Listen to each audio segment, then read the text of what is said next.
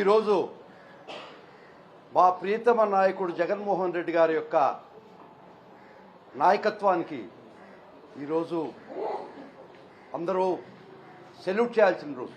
ఎందుకంటే మా పార్టీ అధ్యక్షుడు గౌరవనీయులు జగన్మోహన్ రెడ్డి గారు తన కార్యకర్తల్ని నాయకుల్ని ఏ విధంగా కాపాడుకుంటాడు అనే దానికి ఈరోజు నిదర్శనం.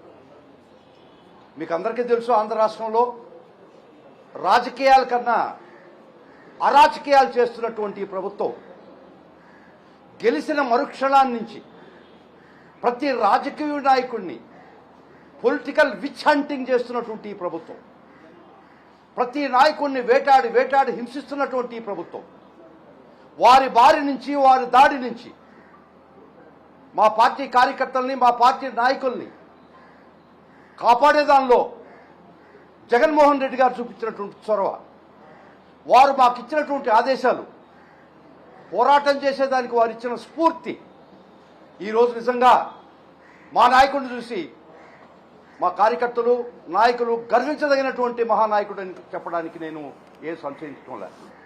ముఖ్యంగా మీకు అందరికీ తెలుసు, అధికారం కోల్పోయినప్పటి నుంచి మా పార్టీని మా నాయకుల్ని ప్రతిరోజు హింసకు గురి చేస్తూ ఈ రాజకీయ వేట కొనసాగిస్తున్నటువంటి ఈ ప్రభుత్వం ఈరోజు పరాకాష్ఠకు చేరినటువంటి మా నాయకుల్ని, ముఖ్యంగా పెద్ద నాయకుల్ని వేటాడి వేటాడి వేటకి తెరదించిన రోజు ఈరోజు గౌరవ సుప్రీంకోర్టు వారి ఆర్డర్తో. ఈరోజు పార్టీ తరఫున పార్టీ పోరాడిన విధానం చూస్తే ప్రతి కార్యకర్త ప్రతి నాయకుడు గర్వించదగినటువంటి సుదినం ఈరోజు. మీకు అందరూ తెలుసు, పార్టీ ఆఫీస్ మీద ఏదో దాడి జరిగిందని 3 సంవత్సరాల క్రితం జరిగినటువంటి దాడి. అప్పుడు ఇన్వెస్టిగేషన్ ఆఫీసరు కొన్ని సెక్షన్లు పెడితే ఒక చిన్న నేసల్ మీద ముక్కు మీద చిన్న గాయం తగిలితే 3 సంవత్సరాల తర్వాత 307 దానికి యాడ్ చేసి సుమారుగా 128 మంది ముద్దాయిలు చేసి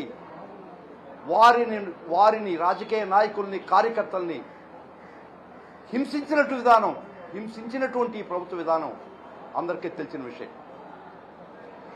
ముఖ్యంగా జిల్లా కోర్టులు అయితేవి, హైకోర్టులు అయితేవి మెజారిటీ నాయకులకి యాంటిసిపేటరీ బెయిల్స్, రెగ్యులర్ బెయిల్స్ కూడా రావడం జరిగింది. మా నాయకుడు మాకిచ్చినటువంటి స్ఫూర్తి, మాకిచ్చినటువంటి సపోర్ట్, మాకిచ్చినటువంటి ఆదేశం, పోరాడండి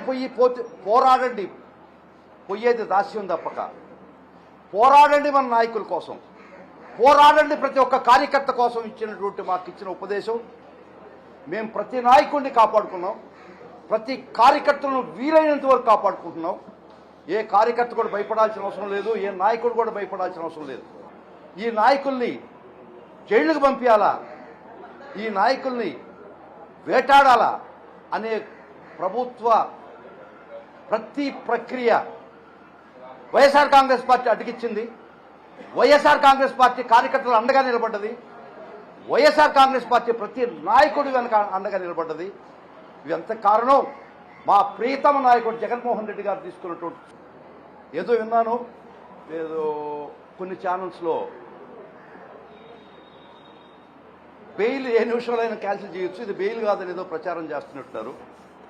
అనిలబ్బా వాళ్ళు సునకారావులని ఉంటారు కొంతమంది, వాళ్ళు కొంత సునకానందం పొందుతారు, పొందనివ్వండి. ప్రతి బెయిల్ కూడా కండిషన్ వైలేట్ చేస్తే క్యాన్సిలేషన్ పోవచ్చు. అది దీనికే కాదు, ప్రతి యాంటిసిపేటరీ బెయిల్కి ఉండే అది ఫాలో అయ్యే కండిషన్స్. కాబట్టి పూర్తి స్వేచ్ఛ. ఎప్పుడైనా ఇన్వెస్టిగేషన్ ఏజెన్సీ మమ్మల్ని రమ్మని పిలిస్తే, మా నాయకులు రమ్మని పిలిస్తే ఖచ్చితంగా అటెండ్ అవుతారు. వాళ్ళకి తెలిసిన విషయం వాళ్ళు చెప్తారు.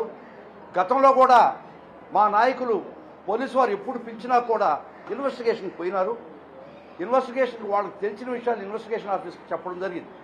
అంటే పిలిస్తే పోతాం, నోటీస్ ద్వారా పిలిస్తే ఎప్పుడైనా పోతాం. సర్వశక్తులా మాకు తెలిసినటువంటి విషయాలు ఇన్వెస్టిగేషన్ కోఆపరేట్ చేస్తాం. కాబట్టి ప్రతి నాయకుడికి ప్రతి కార్యకర్తకి చెప్తున్నా, వైఎస్ఆర్సీపీ కార్యకర్త దుర్మార్గాలు ఎల్లకాలం జరగవు. కొనసాగనివ్వం. న్యాయస్థానాలు ఉన్నాయి, చట్టాలు ఉన్నాయి. దీనికి అతిక్రమిస్తే ఖచ్చితంగా కూడా ఏ ఉద్యోగి కూడా, ఏ ఆఫీసర్ కూడా చట్టాలను అతిక్రమించి ఈ విధంగా వేటాడితే ఖచ్చితంగా న్యాయ పోరాటం చేస్తాం.